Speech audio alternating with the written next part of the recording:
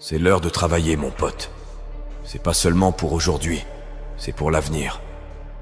Fais le boulot maintenant. Il est temps de rester concentré, et tu le sais. Ne te laisse pas distraire par ce qui se passe à l'extérieur. Dieu travaille en coulisses, dans ce domaine que tu ne peux pas voir. Les choses ont changé dès que tu as reçu ce en quoi tu croyais réellement. Les bonnes opportunités, les bonnes rencontres, la guérison, l'abondance. Tout commence à s'aligner en ta faveur. On parle de l'injustice, de la difficulté, du fait que personne ne comprend. Et devine quoi?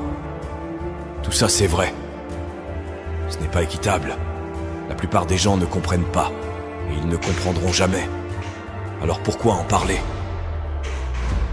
Profite de cette occasion pour reconnaître que le chaos dans ta vie te façonne et t'améliore, parce que tu choisis de persévérer quand tout le monde abandonne. Qu'est-ce qu'un homme? La personnalité d'une personne, ses façons d'agir, ses pensées, ses actes, tout ça dépend de son cœur. Car qu'est-ce qu'un homme? Un homme, c'est son cœur. Un cœur menteur et trompeur signifie un homme menteur et trompeur. Un cœur mort signifie un homme mort. Peu importe la célébrité, la richesse ou la renommée, s'il n'a pas un grand cœur, il ne peut pas être grand. Et si le cœur est grand, l'homme reste grand en toutes circonstances, qu'il soit riche ou pauvre, grand ou petit. C'est le cœur qui fait la grandeur.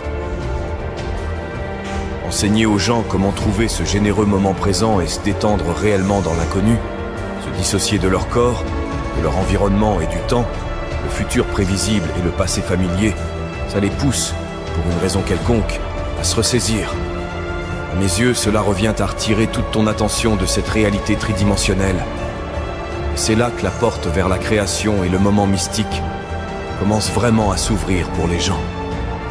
C'est facile d'utiliser ton enfance comme une béquille au lieu de la voir comme un outil. Beaucoup de divorces se produisent, et les gens disent que leur famille est dysfonctionnelle, utilisant ça comme une excuse. Mais ce n'est pas une excuse valable, parce que la famille de tout le monde est d'une manière ou d'une autre dysfonctionnelle. Élimine chaque béquille, débarrasse-toi de toutes celles-ci, et dis-toi que c'est à toi de jouer. Que vas-tu faire maintenant que tu as lâché tous ces fardeaux? Blâmer les autres est juste un moyen facile de s'en sortir. Dieu dépose des rêves dans ton cœur que tu ne peux pas accomplir seul. Tu n'as peut-être pas l'expérience, l'argent ou les connexions, mais Dieu les a. Tu es à une étape près de voir tes rêves se réaliser. On n'a pas le contrôle. Beaucoup d'entre nous n'ont pas le contrôle.